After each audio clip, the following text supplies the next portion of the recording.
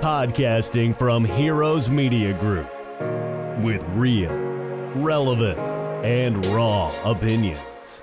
This is the College Sports Hour with your host, Clint McPherson, and co-host, Greg Dixon.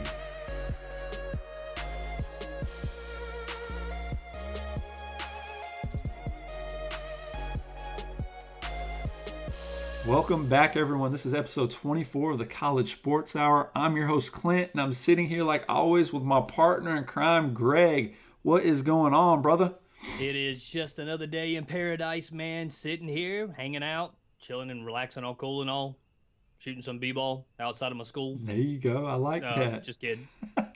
I like that, but man, I see there's a little bit of a change of scenery for you today. I see. Is that a Duke picture in the background? Yes, it is. It is. I kind of move my big head out of the way there. It is the history going back all the way back since its inception at Duke University, the basketball program going on there. You got massive pictures of people that nobody would recognize, and then a couple of pictures of some people that would recognize.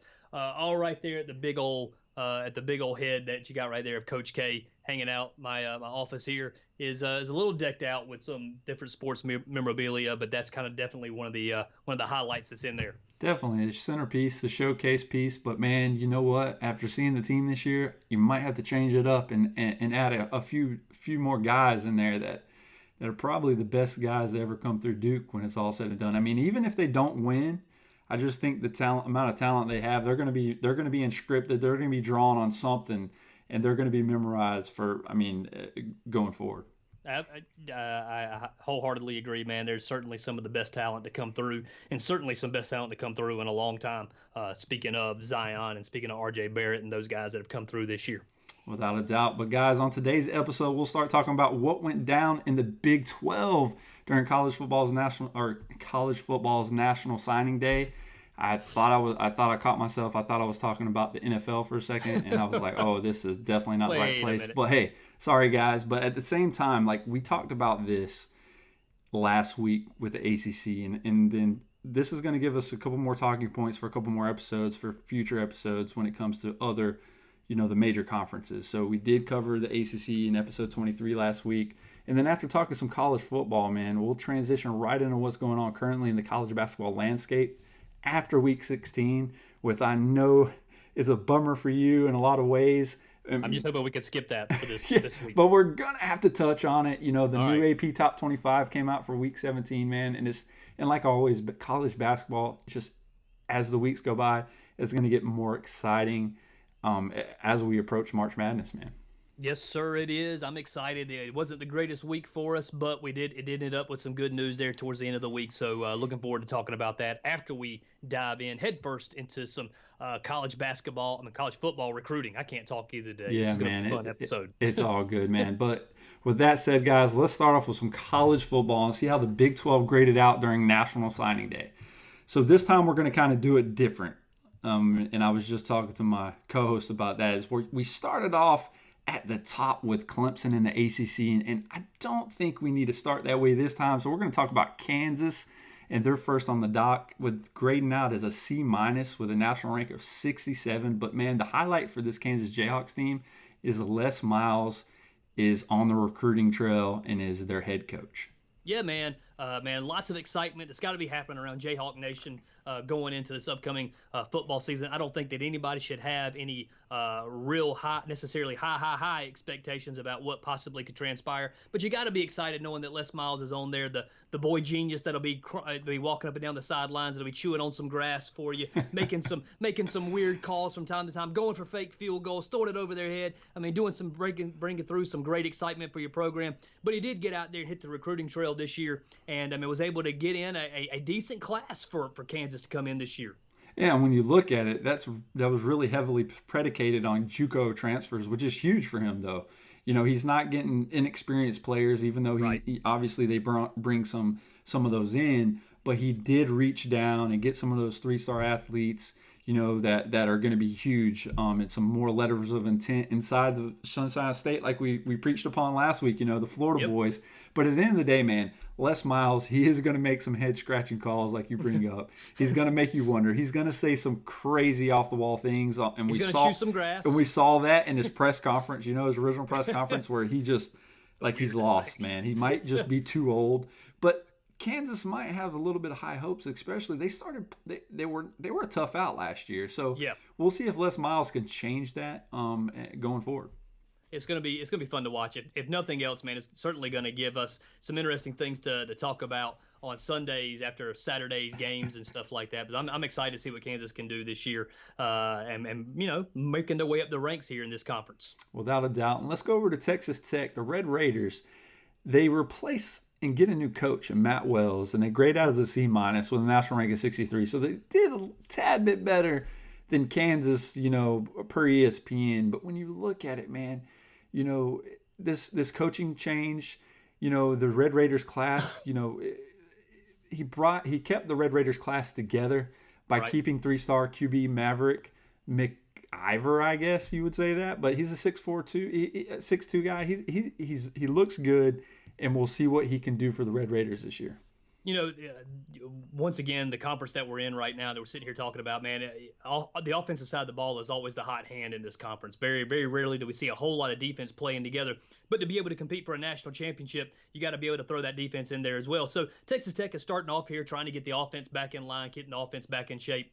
And so Matt Wells is doing what he can right now, kind of keeping the quarterback in play, kind of keeping their offensive tackle, Trevor Robertson, in the fold as well. 3-star wide receiver Cameron Cantrell is the brother of former Texas Tech standout and NFL wide receiver Dylan Cantrell. Boom. So he's got these guys he was able to keep in play, start hitting the recruiting trail a little bit. Got some work to do. This isn't going to be Texas Tech's year, but they're still going to be able to make a little bit of noise there in this conference. I agree. So let's move over to Kansas State. The Kansas State Wildcats in the Little Apple, man. They graded out as a C, national rank 55. But when you look at it, they as well are going through a change in their leader. But man, when it comes down to it, they grade out pretty decently when they grab this ESPN 300 QB, the athlete Chris Horn, and then plus adding the in-state ESPN 300 athlete in Keenan Garber. I mean, that he can play anywhere, right? He can play DB, he can play wide receiver. So it's pretty interesting to see what Kansas State is doing over there in Manhattan, Kansas. Yeah, man, they were able to fill up the stat sheet a little bit here with a bunch of 3-star players coming into this year's program. They got a 3-star outside linebacker Gavin Potter, 3-star cornerback William Jones, as well as 3-star running back Joe Irvin. All these guys are expected to make a difference, get on the field, begin to play a little bit there. And this program right here, the building, which you can see is a foundation here of what they possibly can be as the years begin to progress. But you got to be able to stack good recruiting classes on top of good recruiting classes. And so we'll see what Kansas State is able to do this year and in the next upcoming years as well. No, I agree with that, my man. Let's move on to the Cyclones with the Purdy Party. They graded out and they had a good recruiting class, man. Yep. Another solid season on the field has resulted in a top 50 class for this team and for Matt Campbell. So when you look at it, this Iowa State Cyclone team grades out a B- and with a national rank of 46, and that is impressive. Yeah, man. So the idea for going into this year was definitely they needed to do some work around the offensive side of the ball and running the ball. We heard a lot about the Purdy Party last year as he was able to really put that team on his shoulders and carry them through the remainder of that season once he won the starting job. And so they hit the recruiting trail, was able to get a couple of running backs there, Jarrell Brock, and so it's going to be nice to go with the Purdy Party as Jarrell Brock and then Breece Hall. Both of them are on their way to help out this Iowa State team. Brock's got a really high ceiling because of his combination of frame and quickness. So these guys right here looking to come in and make an impact. It's going to be interesting to watch how these guys are able to handle the transition into college football life. Yeah, it's definitely going to be interesting to see how they mesh and how they gel with the current players on the team. But watch out, guys. Iowa State seems like they're starting to make some noise up in the Big 12. Definitely. Let's take a look at the West Virginia Mountaineers, man. We saw what happened last year at the quarterback position. And so when you look at it, they grade out as a B-, national rank of 44.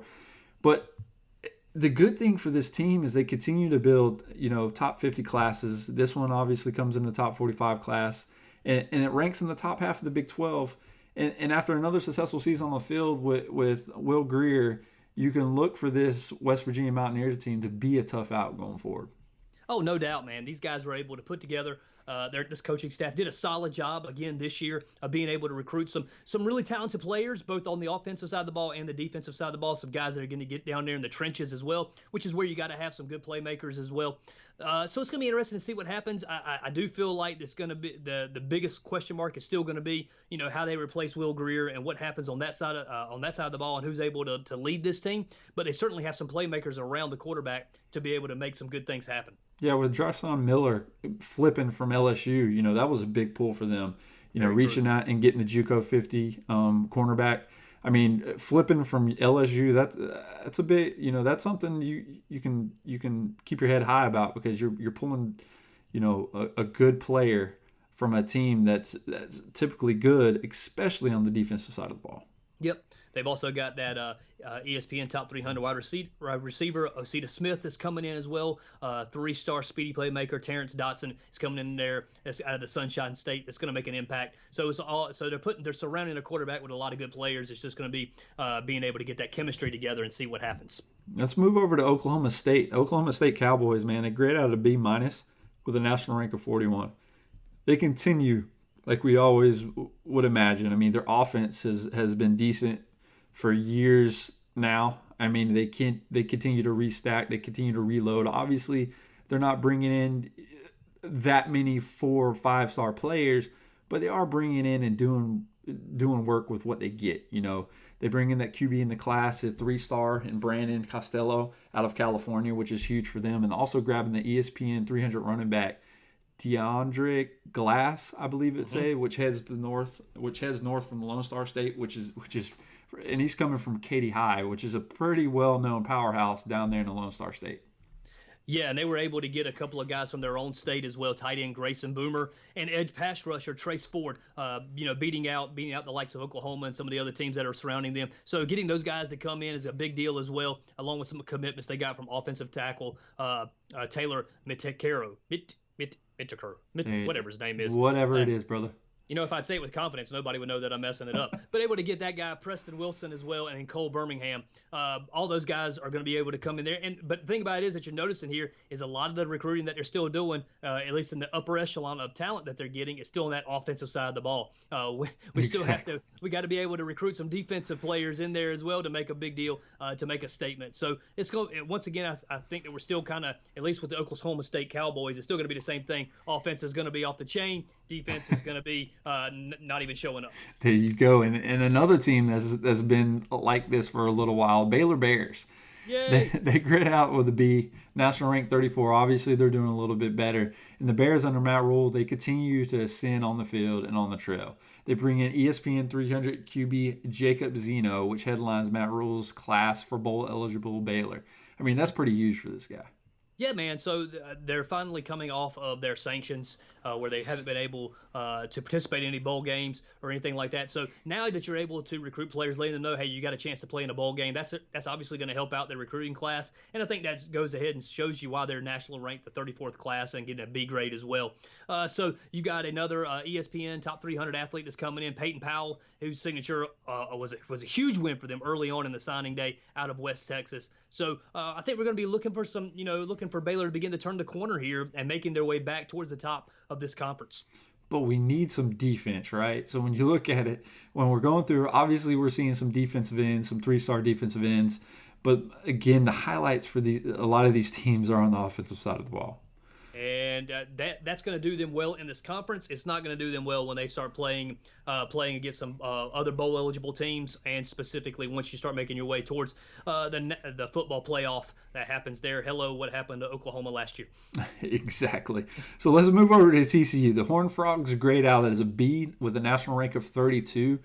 They signed the top 25 class in 2018, right? And so they follow that up with, they fall a little short of that, but that's a top 30 class, and that, again, is among the Big 12's best in the 2019 cycle, with the highlight there with being 4-star QB Max Duggan as the headliner. So, again, Gary Patterson continues to do his thing and work some magic on the offensive side of the ball.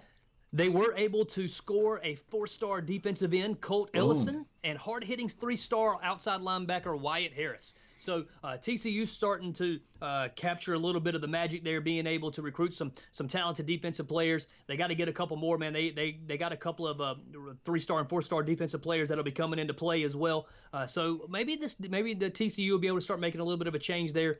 And as they're not necessarily a traditional, as far as what you think about with the offensive firepower there with the Big 12 or anything like that, but maybe they're starting to turn the corner a little bit, having a high-powered offense and a stout defense as well. With that said, let's go to Texas. The Texas Longhorns, man, with what they did on the field, and I'm back. I mean, they grade out an A, national rank 5. So the recipe's there. They're setting themselves up for good going well into the future. You know, they've addressed needs very well in this 2019 class after inking a top 5 class. I mean, they did it in 2018.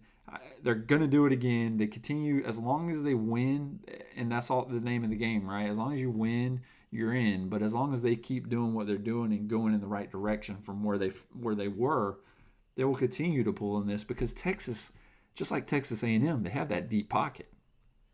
And evidently, not only do they have a deep pocket, but they got some guys that are ready to go out there and catch some footballs from this really talented and kind of full of himself a little bit, but got a lot of confidence quarterback they got going on there as well. Because they were able to snag Bruce McCoy, Jordan Whittington, Marcus Washington, and Jake Smith out of Arizona. All 4 of those guys are legit wide receivers that are going to be coming in there looking for the ball to be thrown in their direction. Now that's huge for them guys as Texas made wide receiver a really big focus for them.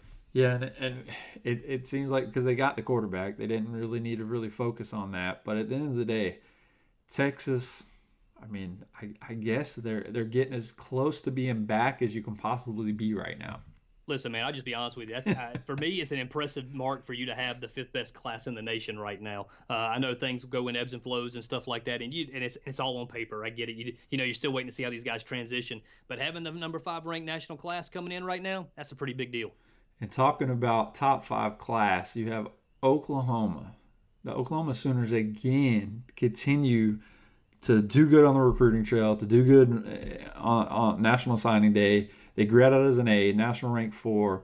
And again, like I said, they have inked their 3rd consecutive top 10 class and the top class in the Big 12 for this year with their big headline coming out of the Peach State and 5-star wide receiver Jaden Hasselwood. You know, he highlights a class with heavy, a dose of 4-star athletes and prospects, man. Hey, not to be outdone, but by the 2019 QB they got coming in, Spencer Rattler. I like that name. I don't know about you, but I just like the name Spencer Rattler, who's going to be coming in there. And he's, who knows what he's going to be or anything like that. But if he's anything like the other guys that have come out of Oklahoma over the last couple of years, this guy's got a bright future in front of him as well. Definitely. Played some defensive tackles as well, so that's a good thing to see. So, guys, that closes out the segment for National Signing Day for the Big 12. But when you look at it, the teams that really made the headway, you know, you're looking at TCU, you're looking at Texas, and you're looking at Oklahoma that seems to be like they're putting themselves in prime position to make a run for something. And I got to be honest with you, out of those 3, TCU's the surprise team for me that would be up there with one of those top classes. Yeah, but man, again, when I'm looking at Baylor with Matt Rule, I mean, what he's done in the past and what he's going to do now that the sanctions are lifted, man, the sky's the limit for that team as well. I agree, 100%, man, 100%. All right, man, with that said, let's switch topics and transition to some college basketball. Well, and Week 16 is in the books, and we're transitioning to Week 17. The AP poll is released officially, and unfortunately for you, my man, your boys fall to 3rd in the latest AP poll while Gonzaga reclaims the number 1 spot, man. I thought they were going to fall further than that, to be completely honest with you. I thought Kentucky would jump ahead of them, and they would be behind Kentucky at this point in time. So I'm pretty happy just to only be sitting at 3 right now. Yeah, when you look at it, man, it's just one of those things. It was not a good night at all. And you know that. And it's the same way with Florida State, playing North Carolina, not being able to make that statement. Man, Duke's going to have, a couple of games like this, and it's only their 3rd loss of the season. Yeah, they don't fall too far, which I don't think they should fall in the top 5. I don't know if I could have put Kentucky, even though Kentucky's been hot lately. And seeing LSU starting to do what they're doing as well. I mean, because Kentucky losing LSU wasn't a bad loss, especially the way they ended up losing. Especially since maybe they shouldn't have lost. Exactly. But that's neither here nor there. And it's funny that LSU has been a part of a couple of these games. Yeah. So when you look at it, man, the Zags moved up the spot Monday to begin their second stint this year at the number 1 spot, and they replaced Duke, obviously. But when you look at it, man, like these teams again, 1 through 5. I mean, with North Carolina jumping up from 8 to 5, Tennessee's kind of faltering a little bit there. Sitting at 24-3.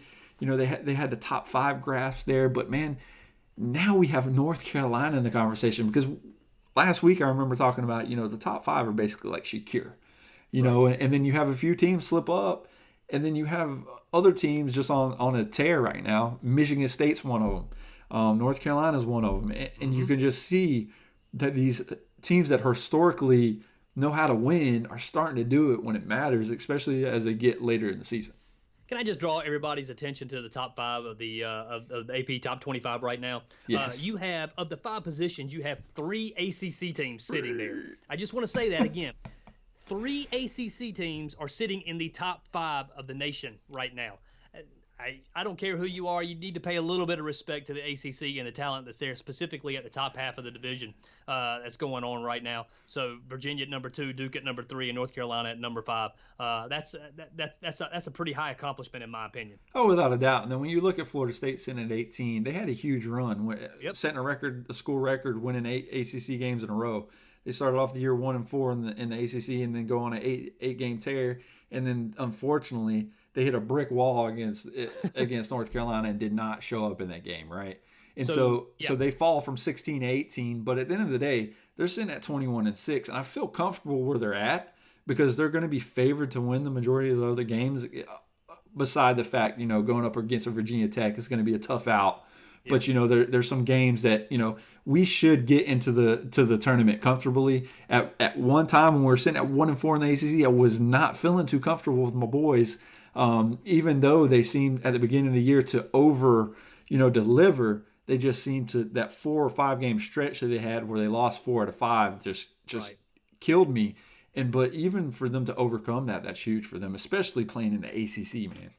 Michigan State was able to move up pretty solidly this week as well after a big win against in-state rival Michigan last night, Sunday night against the Wolverines. So big win for them, especially as we've documented several times here throughout the season, the injuries that Michigan State's dealing with. So man, they're playing really well. They're learning how to win without some of their better players as well. So man, good stuff for them. Maryland moved up this week a considerable bunch, going from 24 to 17 as well. So I mean, some teams that are starting to make some moves and maybe solidify their position as March Madness begins to make their way around. Without a doubt. But man, how has Kansas, the preseason number 1, they're on a free fall right now.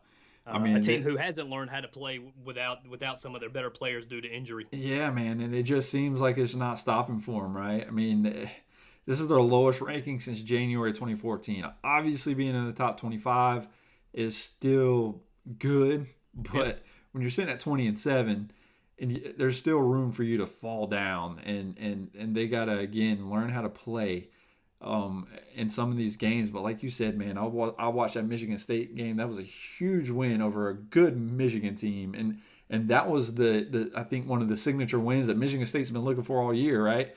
They've been winning, they've been doing things, and they've been they've only lost 5 games on the year, but man, really beating a good Michigan team.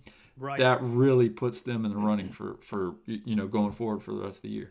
So, and we don't usually pay a whole lot of attention to teams that are at the bottom half of the top 25 or anything like that. But I think we got to pause here for a moment and give some little bit of love to Wofford. No doubt. Ranked at number 24. And listen to this, guys. They're checking at number 24 for the first time in program history, making it in the top 25. So Wofford, man, props to you guys. Congrats to you. You've earned it. You deserve it. Way to go. We're happy for you. We're proud of your program. And, man, keep looking for great things for you as you move forward. And when you look at it, the Wofford Terriers, They're 24-4, guys, and they're strikes 16. right there, the Terriers, exactly right, the ankle biters or whatever, right? And so they're 16-0 in the Southern Conference. That's huge. Yeah. And right now, their only losses, listen to this, guys, came against power conference teams in North Carolina, Oklahoma, Kansas, and Mississippi State. Those are all good teams. Yep. So when you look at it, their losses haven't been, to just nobodies. So they are deservingly in that spot for the first time in program history, and that's awesome. That's exactly right, man. So man, happy for those guys as they continue to move forward with a great season this year. So let's talk a little bit about the UNC and Duke debate right now. With college basketball entering the most significant stretch as of right now, it's time for to take a look at some of the stuff that people are talking about. So North Carolina, true or false, would have certainly lost to Duke with Zion Williamson on the court. So you're asking me if it's true that they would have lost? Yeah. So is it true or false? So like if they had Zion, right? I mean, would North Carolina have certainty? Yeah, is it a certainty that Carolina loses? Right. No, it's not a certainty that Carolina loses. Because let me say this. Zion going down in the first 30 seconds of the game. It was the first play of the game. They had gotten the ball out of the tip-off. They were going down. He's making a move to the basket. And if you haven't seen it yet, man, you've been living up under a rock. But his shoe blows out. Yeah. The funniest thing out of all this thing is that somebody within about 10 minutes of that thing happening, somebody created a fake Twitter account called Zion Shoe. And it was tweeting as the game was going on. The shoe itself was tweeting. It was hilarious. It was the best thing I'd seen in weeks. But that's neither here nor there. But Zion going down, man, it does mess up the entire game plan. So if you go back and you look at it, Luke May had himself a standout game in that one. But also you need to know that had Zion stayed in the game, he'd have been guarding Luke May. I think that Luke May was still able to score, but he's not having the game that he had. Zion being in the game changes everything. So I do want to put that out there. However, Carolina dominated Duke in this game. Exactly. You had R.J. Barrett. He played well. Cam Reddish played okay in that game. Nobody else for Duke really came to play. Trey Jones, man, did not have his best game of the year. He made several, ridiculous turnovers that he's not accustomed to him. There was no ball movement. There was no assist. It was one-on-one basketball. So nobody from Duke really showed up to play in that game. It didn't appear like. And Carolina, man, they just put a beat down on Duke. That's all there is to say. Zion staying in the game changes it, and it does give Duke a chance to win, but it's not a certainty that Carolina loses that game simply because Zion's in the game. Yeah, without a doubt. And I don't think it's a certainty they win the game either, but No, it would be a lot closer because when you have somebody like Zion that goes out, and again, there's an argument whether he's the best player in Duke or not, but at the end of the day, with his upside and what he brings to the game and how he changes how teams play against Duke, I can't say you say, yeah, Duke or Carolina would have done the same thing. Now, granted, if they go out there and continue shooting cold with Zion on the court, obviously the game would have probably played out the same way. But, I mean, Duke did show a little bit of fight by getting back into it because they were just getting manhandled. And they got manhandled most of the game, and you can say the whole game, but they did show a little bit of, they got back in the groove a little bit. Obviously, they just couldn't get back into it. But, I mean, Carolina's a good team. Duke's a good team. And Carolina's on a run. I mean, look, let's not kid ourselves, man. Carolina is extremely hot right now, man. They're playing extremely, extremely well. And when you have Roy Williams and his team figures it out, or Coach K, when their teams figure it out, it's scary, right? And so it's one of those things when Coach Williams has these boys playing right now, like you said, they're on a tear, and they're a team that I probably would not want to play, especially after what they did to Florida State and watching them beat down my boys. One of the things it's not bad or anything like that, but the idea here that the Duke's defense didn't show up in this game, in my opinion, and Duke's one of the better defensive teams in the country. Zion going out hurts that. Don't get me wrong, because he's up there as the best player in the country. He's also up there for Defensive Player of the Year. But when he goes out, man, the intensity for Duke's team, just really seemed to deflate with him as he left the court. And then we would make runs, and every time we would make a run, man, Carolina had to answer for it. They would steal the ball back. It seemed like every steal we got, by the time we got down to the end of the court, Carolina was so quick getting back down there, they were able to take the ball right back away. So they were able to squelch any kind of run that Duke was making. All right, so we're not, we did have a note about talking about Syracuse, but we'll probably just skip over that one.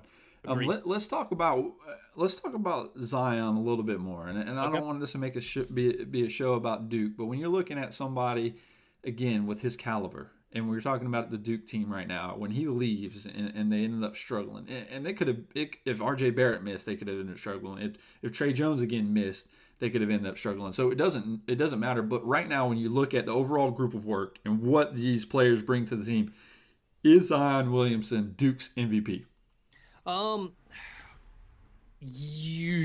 Yeah, I think, in my opinion, I think I would say that just because of the way that things change. I think you're right. I think things change if R.J. Barrett goes out. We saw how things would change if Trey Jones goes out.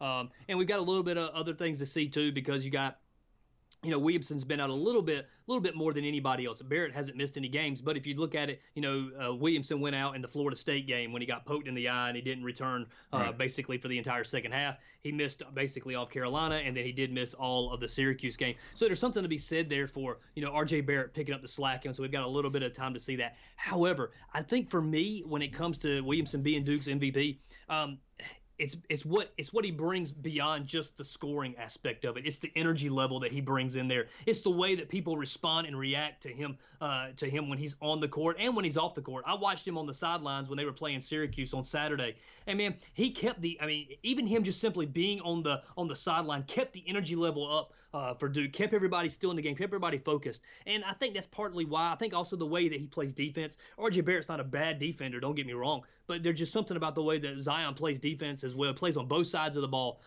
man, and the unselfish play that he has that makes him the MVP for me.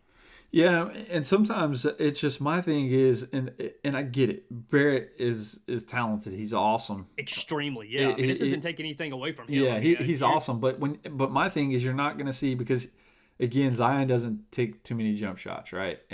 Or too many 3-pointers, and so you're not going to really see this cat go 6 for 30. Like most of his stuff is around the rim. It's going to be makeable. And so if he has a 6 for 30 night, Zion Williamson, something's wrong, because most of his points are coming off of dunks, layups, whatever, transition baskets.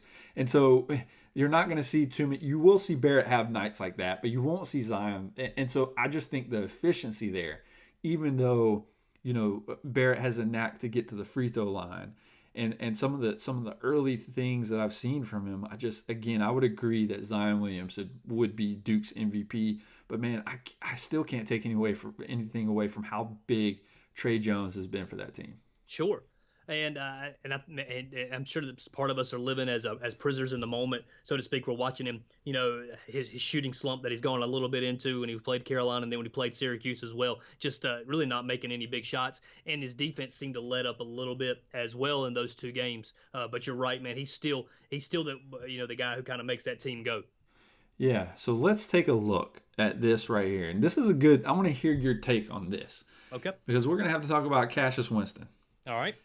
Should he get some National Player of the Year votes? Because when you look at it, Zion is probably the most likely right now to win the bulk of the National Player of the Year accolades, and you can't take that away from him, right? No. That's a fair assessment. And if I'm wrong, I'm wrong. But as of right now, if he comes back from injury, I don't think that there's going to be anything. I mean, I'm not saying he's very injured or anything, but I'm just saying obviously he's sitting out right now. He's not playing. Yep. But as long as everything checks out, he's good to go. Should Cassius Winston still, especially after his effort against Michigan, and is well deserved. He scored 27 points. He had 8 assists and 2 steals against a good, talented team. Should he get some National Player of the Year votes? Well, I mean, yeah, but say for those of you who may not be familiar with who Cassius Winston is, man, he's playing for Michigan State, and we talked about them earlier on in the program about how they were starting to learn how to play without some of their top tier talent that they've got. They've been missing. He was missing teammate Nick Ward in this past game, who's injured. The Spartans have lost Joshua Langford, who was considered to be one of the leaders on this team. There. So a pair of lottery picks that are there, and yet they're still winning, and they're able to beat a really good Michigan team simply because of Cassius Winston. happen. So, in my opinion, should he get some National Player of the Year votes? Yeah, he should get some consideration for it. He's not the best player in the nation, which is what the National Player of the Year is. But man, I think the people need to start taking a look at who this cat is and what he's doing. He's playing for a program like Michigan State, so you think that he would get some love, he would get some consideration out there. But I don't think he's getting enough love. I don't think he's getting enough conversation. He is not Zion Williamson. He's not R.J. Barrett. He's not those guys. But this cat is playing some tremendous basketball, leading and at this point in time an under-talented Michigan State team to continue to play and to play well and to be a top-tier team that's got them ranked at the top 6 right now in the nation.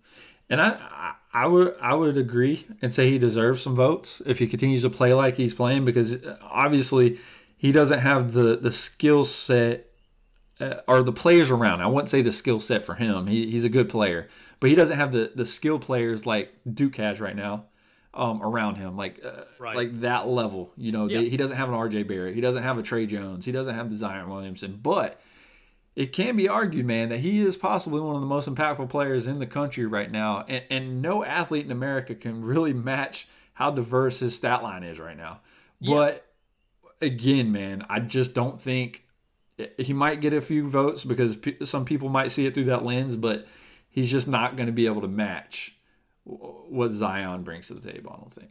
One of his really cool stat lines is that he's making 41% of his three-point attempts and 82% of his free throw attempts. That's huge. So, he's the guy that you want in there with the ball in his hands at the end of the game. So, there's something to be said for that as well. Without a doubt. So when you look at it, there are officially less than 2 weeks until the end of the regular season, and there's a race shaping up to nab the final number 1 seed. And when you look at it, there's been a last couple of spots in the top 5 of the power rankings, and there's been shuffling going around. But when you look at it, man, Duke is in a fairly solid shape when it comes to the resume, especially when you have Zion on the verge of coming back in and playing as long as he returns. Virginia has lost only twice all season, and both times were to Duke. Right. So when you look at it, man, it's just going to be interesting to see how these last 2 weeks play out. Oh, no doubt, man. You got some big games that are coming up there over the last 2 weeks of the season. Got Kentucky at Tennessee, which is happening this Saturday. Duke at North Carolina, which is happening on March the 9th. Michigan at Michigan State, March the 9th. And then Houston at Cincinnati. Houston, a team that's kind of getting forgotten about, but still playing extremely good ball. That happens on March the 10th. So all 4 of those games right there are going to go a long ways into helping determine what this how things begin to shape out for that final number 1 ranking. Yeah, and you look at Duke, they're having Virginia Tech this week, which is tomorrow. With no Zion. With no Zion. So that's going to be interesting to see how that pans out. Because Virginia Tech's a good team. Yeah. Miami, not so much. They should win that one easily. But when you got Virginia Tech, they look like they got 2 easy games this week to where they're going to be coasting, right? Georgia Tech, they should win. Pittsburgh, they should win. Mm-hmm. But when you come down to it, when you talk about Kentucky, because Gonzaga, again, they play at Pacific. They play at St. Mary's. I don't see them changing, right? And so, but when you look at Kentucky, they're the team that we got to look at. They got Tennessee coming up Saturday, like you said, and that's huge. And that's going to be I'm sure that Tennessee's got that one circled on their calendar as well, looking for some revenge and some payback after the way that Kentucky beat them down just a couple of weeks ago. Yeah, so John Calipari, they're looking to continue to move forward and continue that run. And then you got North Carolina. They got a matchup against Syracuse. They got Clemson.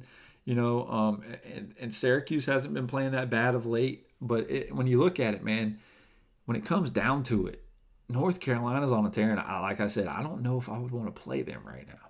I don't want to play them right now, to be completely honest with you, just because of the way that they're playing. It's going to take a very strong team to beat them at this point in time. I would agree with that. So let's talk a little bit about some of the upcoming games, like we talked about there. When you're watching from home, when you got, obviously there's the Kansas State Kansas that's going to be a big game. Yep. But what do you think this Duke without? And I just want to talk about it a little bit. What Duke is going to have to overcome without Zion on the floor? I still think they do similar to what they did in Syracuse. They might start off slow, but they figured it out, right? They had to burn what's-his-name's red shirt. I can't remember his name. They had to bring old boy off the and it seems if Coach K is starting to burn red shirts, he's calling he's calling everybody on board, right? All hands on board. Yeah, the idea at that point in time, at least from what my opinion, it's not like I've interviewed Coach K at this point and gotten it straight from the horse's mouth or anything. But he's looking at it and seeing that we've got to figure out a way. Duke's got to figure out a way to get some consistent perimeter shooting. And up until this point, we haven't had it all season. Evidently, Alex O'Connell is Syracuse's kryptonite because he's had his two best games of the year playing against Syracuse. He scored 16 in the first game against them, then scored 20 in the second game against them, and he started in place of Zion. One of the other things that, I don't want this to turn into the Duke hour or anything like that, but a guy who has been putting in some, big minutes all throughout the season and then kind of I think he's gone 0 for 25 from three-point landing over the last 10 or 12 games. Jack White didn't play 1 minute in that game against Syracuse. So it's going to be interesting to see if he plays in this game against Virginia Tech as well. Yeah, and if he could get out of that funk, right? Because when you look at it, it's like, dude, you got to hit a shot, like right. Eventually, right? Yeah. So, and how long are they going to stick to you to make that shot? I don't know, but it might come in some garbage time. But you have to hit a shot, bro. And, right. And until that happens, it's just like, I mean, he was hot. He was doing that at the beginning of the season, yeah. Man. He had his spot, man, and he would just set up there in the corner, man, and he would drill it every time. Exactly. I mean, he was on point at the beginning of the year, and it just seems like over time, I don't know what's going on, but he's definitely been cold hand Luke so far. Very good. But yeah, you got that game on Tuesday, Duke versus Virginia Tech. That'll be interesting to see what happens minus Zion. Saturday, we've already mentioned it, Kentucky versus Tennessee. Big matchup there. Tennessee's looking to get back on the in the spotlight there, and so we'll see what happens against Kentucky. And then Sunday, you got Michigan versus Maryland, which will be a big matchup there to see what happens there for that conference. Let's go back to Virginia for a second because I want to talk about Tony Bennett. I mean, his team right now is just playing some even though they've only had 2 losses. They've just been a little bit uncharacteristically lately with a couple sloppy halves that it's just, again, not characteristic of this Virginia team. But, with them only losing to Duke twice, they're going to have to cut out on that sloppiness, though, especially if they want to beat a Duke or a Gonzaga or any of these other teams in North Carolina. Absolutely. I mean, Tony Bennett's got his own way of doing things. He's certainly, he's not one of the high-scoring teams or anything like that, except for the fact that they've had a couple of uncharacteristically high-scoring games over the last couple of weeks. Part of it, too, I'm sure, has got something to do with the long season and just trying to get its way to the ACC tournament and trying to get its way towards March Madness. This team has still got a little bit of a chip on its shoulder in the sense that it's looking to avenge its early exit from last year's tournament. So I would see them kind of beginning to pick the pace up over the next couple of weeks. Yeah, I like that. And going back one more time to this Cassius Winston character. I mean, we talked about him earlier in the year. And it's something like we talked about before, but man, it's just that number is still just with me. 41% from 3-point on his 3-point attempts. That's huge. I mean, we've seen somebody, obviously the 82% free throw line is pretty big for somebody of his stature, but at the end of the day, we've seen people do that before, right? Right. But man, 41%, that's pretty good for a guy that's really, taking it by the reins and helping this Michigan State team compete with the Michigans, because it's like, is Tom Izzo and his team going to figure it out? And they typically do, right? If Michigan State can make a run right now, this right here might go up as one of Tom Izzo's best coaching jobs in his career at Michigan State. And I think we all know, man, just kind of what a legend he is up there and what he's been able to do for that program. It's funny when I'm sitting here looking at, it's like I'm sitting here, oh man, that Michigan State Indiana game is going to be a good one, but I'm like, no. It's Indiana. No, it's Indiana, right? It's like it's like the Bob Knight Indiana's not here anymore. Yeah, those days are long gone. Right. So the Hoosiers, that's it. Every time I see Indiana, I'm like, ooh, that's going to be a good game. But I'm like, oh no, that's not going to be a good game, right? Just kidding. So when you look at the Houston Cougars, they're still just hanging around, brother. 26-1. They're still floating around. They're not doing much because they don't play very many good teams, but they do got East Carolina, which is right down the road, and that's why I just wanted to talk about them for a second. Well, I mean, golly, they're playing East Carolina, man. This is going to be a barn burner right here. I mean, this right here could be the second loss of the season for Houston going up against the mighty East Carolina Pirates. I mean, don't you think? And then the road gets tougher for them against Central Florida, on Saturday. But, I mean, you can't take anything away from Corey Davis and what he's doing over there. He's basically carried the offensive load for this team for all season. And, he just started to find his perimeter stroke. And he's 12 for 20 from 3-point from 3-point range in the last 2 games, which is pretty stout. Hey man, and all kidding aside, that UCF matchup should be pretty good. UCF was the preseason favorite to win their conference. Yeah. College game day's coming to town for this one as well, so it should be a good matchup, and it should be another good test for the Houston Cougars. What can you make of this Texas Tech Ray Raiders team, man? They sit out 22-5, and I'm sitting here reading these forums, and I was on the internet today, obviously social media, and people were talking about Texas Tech making another run, going through, winning the tournament, on their tournament, not the actual March Madness tournament, but they're going through and doing their thing, but they are one of the hottest teams in the country right now when you look at it. They have won 5 in a row and 7 of the past 8. But and again, I agree that they make a push for the Big 12 title. But I just don't know, man. I've seen some of them lost. At least 5 of those losses is just I don't know if I can count on that team. Well, here's one of the reasons why you might be able to count on them now, and that's because of the slide that Kansas is on. With all the injuries that Kansas has had going on and still not being able to right that ship, it's really made the Big 12 wide open to anybody can get their hands on it. And Texas Tech is certainly one of those teams. And so with Kansas kind of coming back down to the pack a little bit, it does open the door for Texas Tech. I don't know that it's a team that you put all your chips in and say this is the team that I'm going to ride, but it wouldn't surprise me to see them still holding that trophy at the end of the season for the Big 12 title. They are putting some crazy numbers up over the last 3 games. Right. I mean, they've scored 255 points on 188 possessions in the past 3 games, and that might be a small sample, but when you look at it, man, that's efficient and that's elite level when it comes to offense. And so, yeah, it's just in my mind, it's still that 16-point loss they had in Lawrence earlier in the month. And it's just like I just can't get past some of that stuff and thinking that they're a legit contender. Well, you're right. Those are some great offensive numbers, but if they can't play any better defense than what they're playing either, it's going to be a short stint there in March, anyways. And a team that again, I think luck has been on their side to a certain degree is the LSU Tigers. They sit at 22-5. I mean, they've had and they have a real chance though to win the SEC regular season title, or at least a share of it. Right? I mean, when you look at it. Right now, the Tigers have forged a 3-way tie this past Saturday by beating Tennessee without Tremont Waters. But man, they don't have they don't have to play Kentucky or Tennessee, who face each other later this week, and so that they get a little bit of some help there, and they don't have to face any of those teams the rest of the way until they get into the tournament. Hey, they got some wins in some key spots. They got a little bit of help against Kentucky, maybe a little bit of help against Tennessee as well. But they were able to come away with wins. And so when they're looking at when you hold victories over those 2 teams and they're still got a chance to play each other, you're sitting there with all you got to do is handle your business. And you got games against Texas A&M this week and then Alabama on Saturday. You're still going to be sitting or should be sitting in a good position come the end of this week. Let's talk about the Wisconsin Badgers for a second, because they're sitting on our sheet right here, and they're sitting at 19-8, right?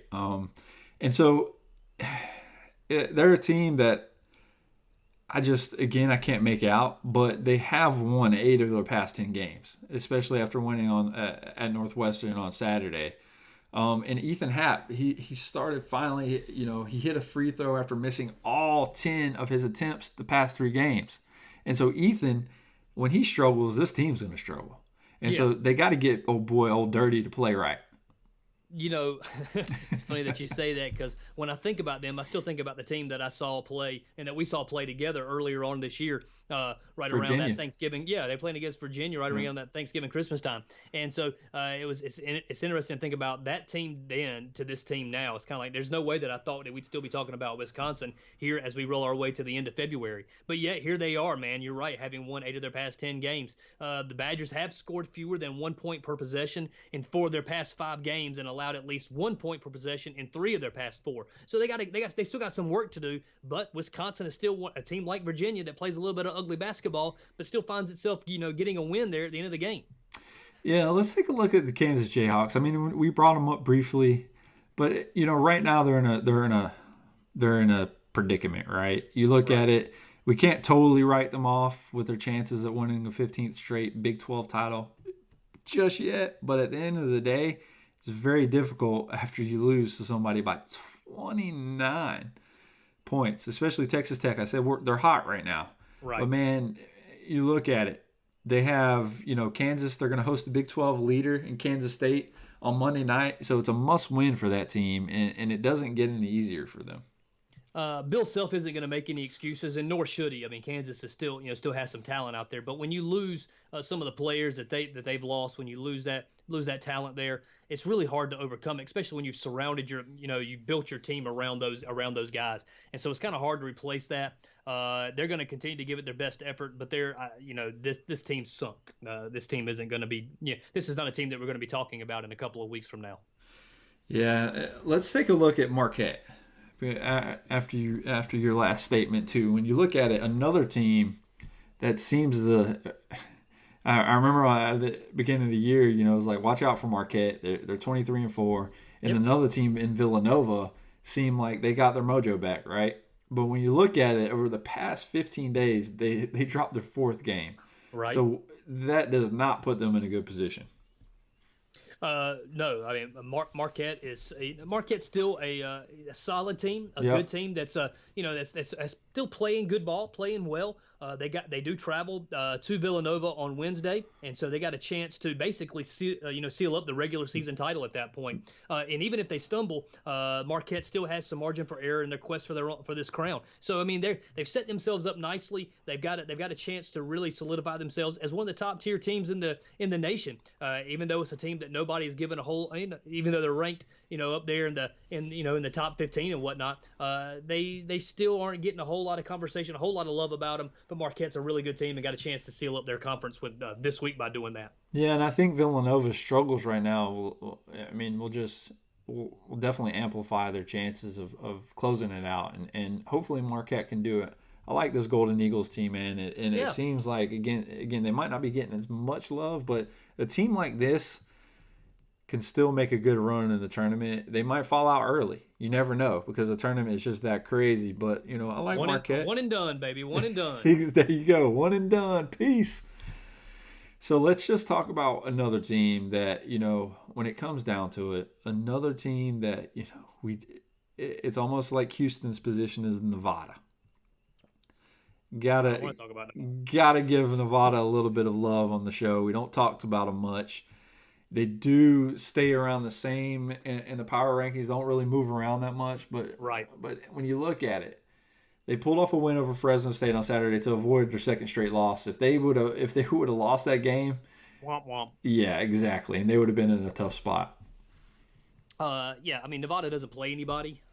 They had their one game this year against a ranked opponent, and then they got to avoid these. They got to avoid the losses to these teams that are extremely under-talented. I get that they're conference games for them. I get that everybody is in their conference. When they play Nevada, it's like playing Duke. I mean, they're trying to knock. That's the best team on their schedule, so they're trying to knock them off. So they were able to avoid their second straight loss. They've got some games this week coming up against UNLV and Utah State. Both of those games should be wins for them. The problem that Nevada's going to have is that they're not going to get a whole lot of love when it comes time to seeding for the big dance. And so they're going to get a really tough bracket. They're going to get a hard out in the first round, and it's only going to get harder for them as they move forward. And I noticed at Buffalo, they did jump up from 25 to 21. So they're a team trying to get back in their winning ways and try to move up in the rankings. They were up higher earlier in the year, and now they seem to get their groove back a little bit. And hopefully Buffalo, right. I like seeing these teams, man, just make some of these runs and get back into it, right? They might not be playing the top-tier competition, but, the Nevadas, the Buffaloes, the Houstons of the world, it's exciting to see these kids go out there and compete and then to see if they can get the job done, which typically doesn't happen when they get to the tournament. But, hey, it's exciting nonetheless. Hey, man, either way they go about it, man, they're living the dream. All right, brother, that brings us to the end of episode 24. I appreciate you jumping on, my man. Yeah, man, no problem. This was good, and looking forward to seeing what happens this week. Hopefully Zion Williamson gets back into the groove. He's not playing tomorrow night against Virginia Tech, but hopefully he gets back in there really soon, and we can get back to some winning ways at Duke University. Hey, man, if he gets hurt again, we're going to have to put this guy in a bubble. It's like you get your eye poked out, you come out of your shoes. You can't keep inventing ways of getting hurt, right? I mean, I know Nike took a real probably punch to the gut when old boy's foot just slid out of him, and is like, going forward, what do you do? Do you still rep Nike? Obviously you do, but you might have to double, triple, quadruple stitch those things, man, and special make him some shoes. Don't have him wearing no shoes that you could just get off the shelf. Best thing I saw on the internet was that Puma tweeted out that wouldn't have happened with us. Exactly, yeah, like because Puma was tweeting at you, Nike. Come on. Puma was trying to get in the basketball game. Get out of here. Get out of here. All right, guys, thank you so much for listening to episode 24 of the College Sports Hour. Make sure to check out our new website, guys, at collegesportshour.com, and support us by listening to us on our website or the Radio Republic app. I said Radio Public app. Sorry about that. I might have said Republic, but it is Radio Public. Just to make sure I got that right, it is Radio Public. Our podcast can be found on other platforms, guys, as well. So if you're in iTunes, Spotify, Google Play Music, TuneIn Radio, or you can listen to us on heroesmediagroup.com. But the cool thing about Radio Public, guys, if you listen to us on any of these other platforms, as long as you download the Radio Public app, it will find it for you and import it right in and just play. And that goes for all the podcasts you're listening to, and that is cool, guys. So make sure to like and follow us on Facebook as we continue to grow our community. Do you have anything you want to say before we get off of here, brother? I want to say this. Thank you so much to everybody for continuing to go along on this journey with us, man. It's been fantastic. We're enjoying it. Hope you're enjoying it as well. Keep listening. Keep subscribing. Hey, tell your friends. Tell somebody about it. Shoot somebody a text this week and say, hey, if you're not listening to the College Sports Hour podcast, you need to make sure you're doing it. Shoot them the link. Let them get signed up. Let us subscribe because, man, we are enjoying this journey, and we want as many people to come along with us as possible. Guys, this is episode 24. Next episode, that's 25, guys, and that's huge for us. We continue this going. We're going up on this, guys. Exactly. Give me some props for being able to count, man. I'm an educated kid from the ghetto. No, I'm just kidding. My thing is, man, I grew up and I've been able to count for some reason, and it's great. But, man, I want to give a special shout out to our family and friends, include all of our listeners, our followers and subscribers. Thanks for continuing to support what we do. Don't forget, guys, to join us next week for another episode of the College Sports Hour.